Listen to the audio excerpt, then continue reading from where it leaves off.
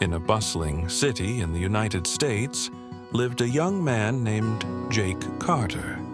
At 24, he was just another struggling individual trying to navigate adulthood.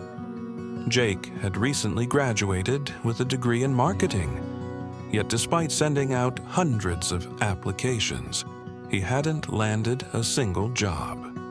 He worked part-time as a barista, barely making enough to pay rent, and each day felt like an uphill battle. The weight of rejection letters, unpaid bills, and self-doubt consumed him. Maybe I'm just not good enough, he often thought. Every morning, Jake would wake up exhausted, dreading the day ahead, already convinced that nothing good was going to happen. His negativity became a self-fulfilling prophecy. At work, he lacked enthusiasm. In interviews, he lacked confidence. And in life, he lacked direction. One evening, while taking the subway home, he overheard an older gentleman talking to a friend. "Your mind is the architect of your reality. Control your thoughts, and you'll control your life," the man said. The words lingered in Jake's mind. Could it be true?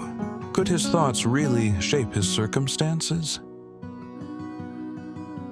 The next day, instead of hitting the snooze button and sighing at his reflection, Jake tried something different. He stood in front of the mirror and forced himself to say, "Today is going to be a good day. I am capable.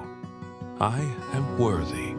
It felt unnatural, even ridiculous, but he continued. At work, instead of dragging his feet and dreading customer interactions, he decided to engage genuinely. He smiled, greeted customers warmly, and even complimented a few.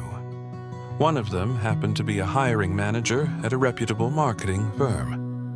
Impressed by Jake's attitude, she struck up a conversation and gave him her business card. That night, something shifted in Jake's mind. Maybe the old man was right. Maybe his thoughts had been holding him back all along. He spent the next week training himself to replace negative thoughts with positive ones. When self-doubt crept in, he countered it with affirmations. When he felt overwhelmed, he focused on what he could control instead of what he couldn't.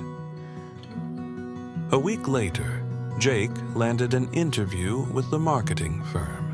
This time, he walked in, not as the nervous, self-doubting graduate, but as a confident, competent young professional. His answers were clear, his demeanor enthusiastic. A few days later, he received the email he had been dreaming of. "Congratulations, Jake. We'd love to welcome you to our team." As he held his offer letter, Jake realized something powerful. His life hadn't changed by luck or coincidence. It changed because he changed his thoughts. From that day forward, he made a promise to himself.